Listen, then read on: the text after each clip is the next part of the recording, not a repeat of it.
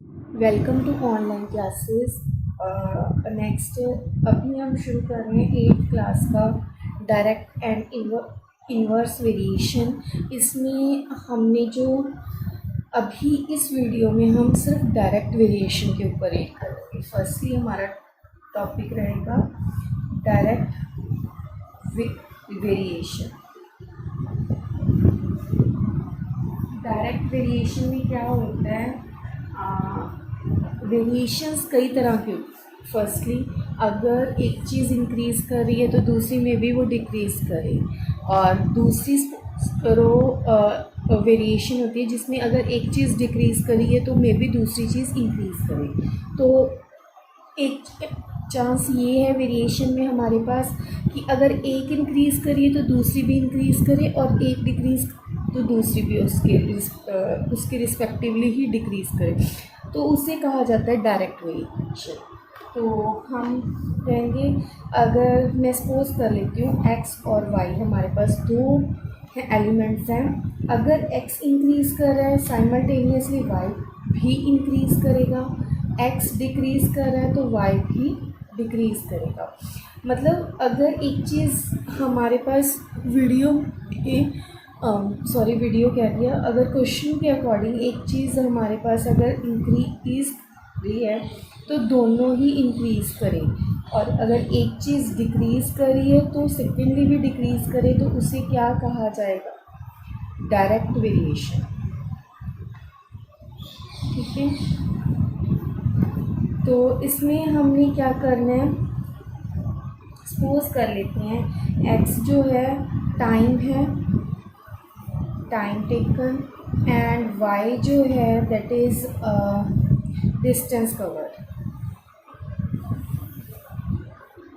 In that situation अगर x की value है, हम कह रहे हैं फर्स्ट 10 मिनट्स में x ने डिस्टेंस कवर किया 20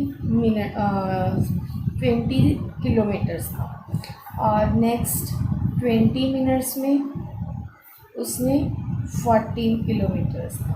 तो उससे इस तरह अगर हम कॉन्टीन्यूटी में इसको लेके चलें 30 मिनट्स में 60 किलोमीटर, इन दिस वे, तो ये क्या होगी, डायरेक्ट वेरिएशन। और इसमें क्या होता है, दोनों की अगर हम रेशियो लेते हैं y over x, distance cover over time taken that is 20 over 10, cutting की it is 2, and if y over x next case में 40 over 20 that is 2, third case में 60 over 30 that is 2।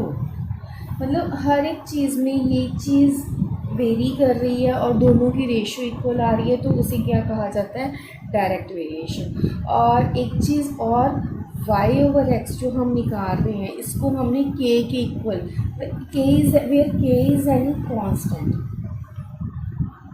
Where k is any constant, तो ये क्या होगा, हमारा direct variation.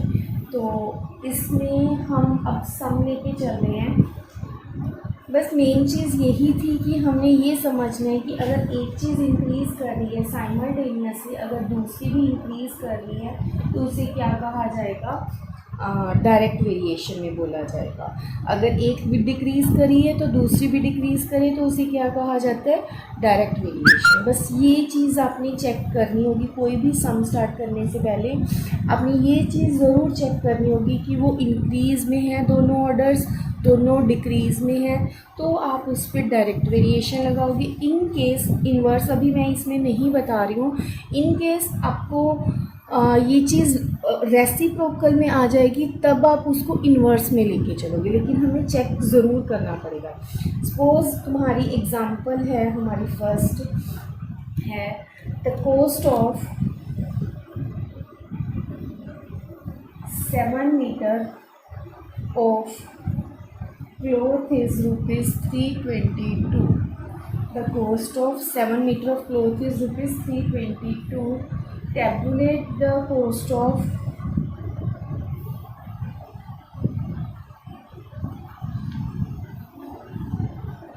3, 5, 9 and 15 meters of the same type of cloth.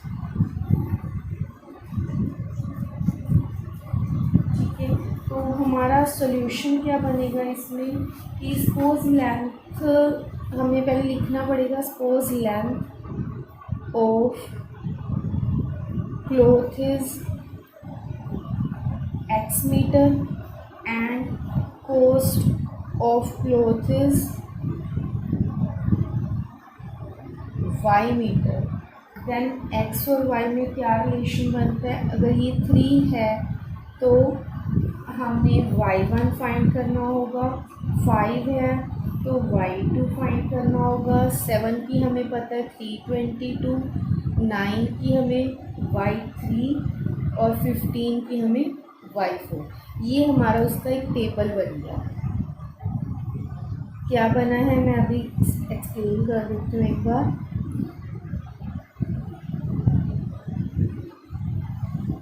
क्या है हमारे पास cost of 7 metre of cloth दिया हुआ है कि 322 रुपीज़ का वो क्लॉथ है, और हमने कॉस्ट किस चीज़ की फाइंड करनी है? 3 metre of cloth, 5 metre, 9 metre and 15 metre. पहले आप ये चीज़ें यूनिटरी मेथड से करते थे, अब आपने डायरेक्ट वेरिएशन से करना है। हमने सिर्फ ये चेक किया कि ये सारी चीज़ इंक्रीज़ ऑर्डर में हो रही है, ये हमें पता है कि इंक्रीज़ हो रहा है। तो हमने अब क्या करना है, जैसे फर्स्ट और थर्ड को कंपेयर करेंगे हम, उससे क्या आएगा हमारे पास?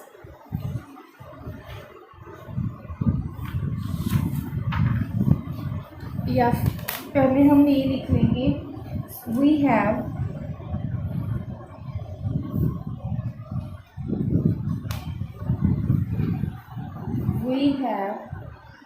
x over y is equal to constant. Constant is K, तो हमारे पास क्या हो जाएगा? 3 over y1, 5 over y2 and 7 over 322, 9 over y3 and 15 over y4। ये चीज़ आ गई, उस टेबल से हमारे पास ये चीज़ हुआ। अब अगर हम फर्स्ट और थर्ड को taking first and third, then we get 3 over y1 is equal to 7 over 322। तो हमारे पास y1 की वैल्यू क्या आ जाएगी? 3 इंटू 322 ओवर 7। तो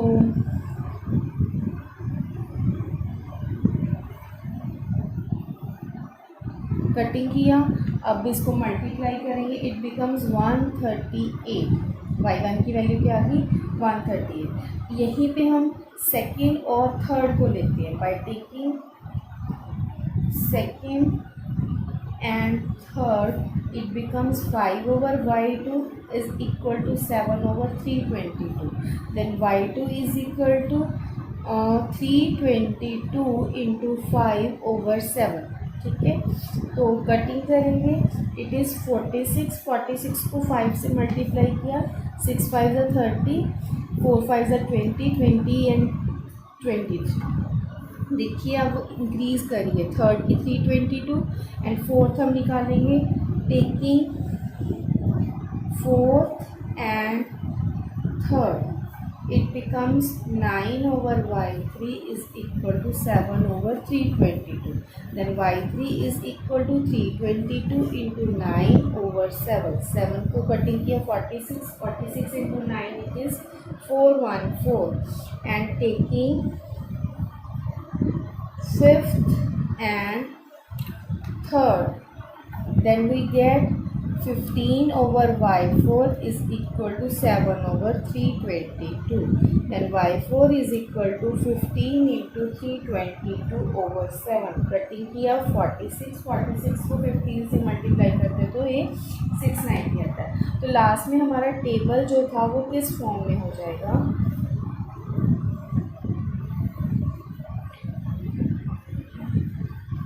हमारे पास x की वैल्यूज़ क्या थी? 3, 5, 7, 9 एंड 15। 3 के अकॉर्डिंग y की वैल्यू क्या आई? 138।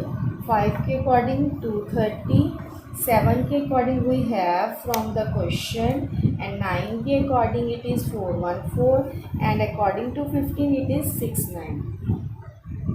This is the table, required table.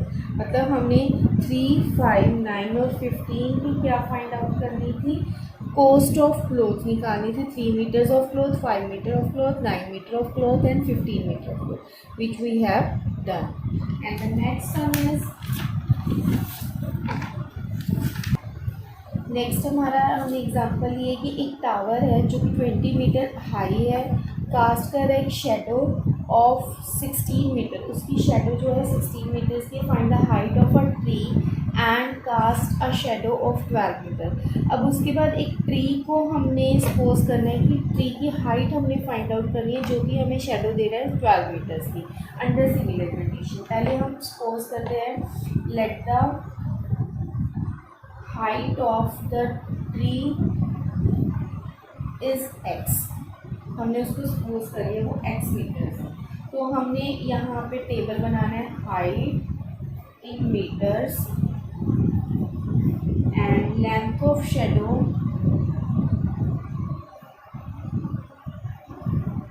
In metres.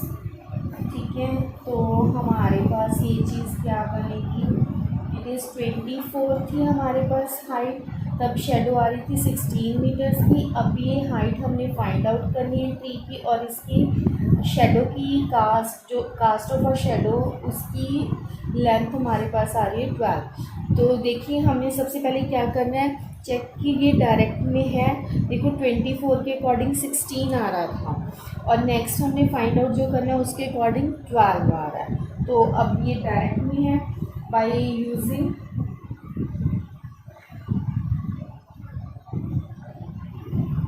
अभी हमने नोट करना है, note that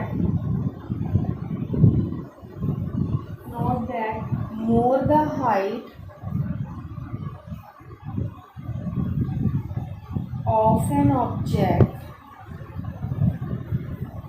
the more would be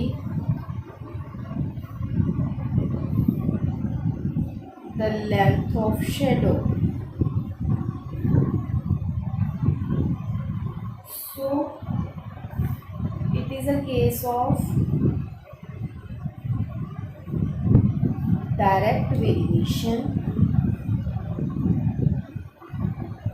and solve क्या करना है, 24/16 is equal to x/12। By cross multiplying we get x is equal to 24 into 12/16। तो ये क्या होगा, 4 3 12, 4 4 16, 4 6 24, 6 3 18 मीटर जो है that is the height of the tree. So the height of tree is 18 metres. Next sum है हमारा, a machine in a soft drink factory fills 11-20 bottles in 7 hours. How many bottles will it fill in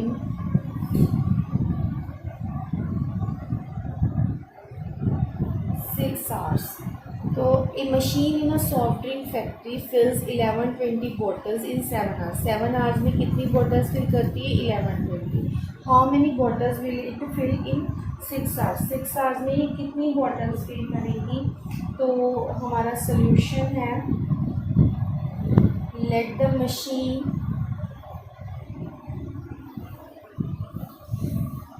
fill x number of bottles.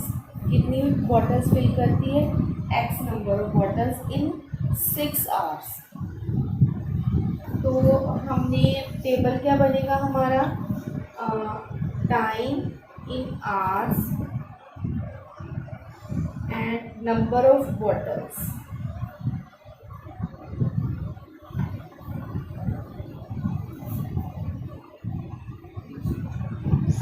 तो 7 hours में ये fill करिए 11-20 bottles, हमने 6 hours में find out करनी है। ये क्लियर हो गया। ये डायरेक्ट इन्वर्स में वेरिएशन में है, तो कैसे होगा, 7/11 20 इज इक्वल टू 6/x। तो क्या हो गया, x की वैल्यू क्या आ गई 6 इंटू 1120/7। तो हम कटिंग करेंगे, 7 1 ज़ा 7, 7 6 ज़ा 42 एंड 0 एंड मल्टीप्लाई करेंगे, 6 6 ज़ा 36, 6 1 ज़ा 6 एंड 9 960 वाटर्स इन 6 आवर्स। सो हम लास्ट में हम ये लिख सकते हैं, मशीन फिल 960 बॉटल्स इन 6 आवर्स। सो हमारा ये सम यहीं पे ख़त्म होता है। सो ये सब हमारा यहीं पे फिनिश होता है। यहाँ पे मेरी तरफ से डायरेक्ट वेरिएशन की जो भी हर तरह की एक वो एग्जांपल मैंने करवा दी है। बाकी आप ट्राई कीजिए, बिना ट्राई किए मैथ्स नहीं आएगा। कीप ट्राइंग एंड अगर कोई प्रॉब्लम है तो प्लीज़ मुझे कमेंट बॉक्स में बताइए। और थैंक यू एंड बाय।